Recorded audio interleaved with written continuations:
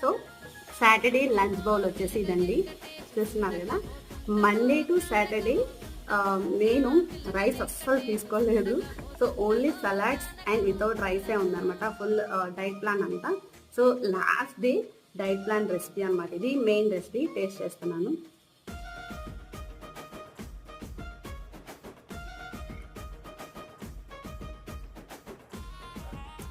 చాలా బాగుంది.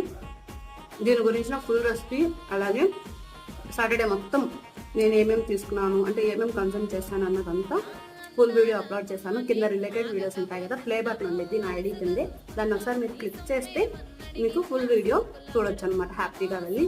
And weight loss అవ్వాలనుకున్న వాళ్ళకి ఈ రెసిపీస్ అన్ని చాలా మంచిగా యూజ్ అవుతాయండి.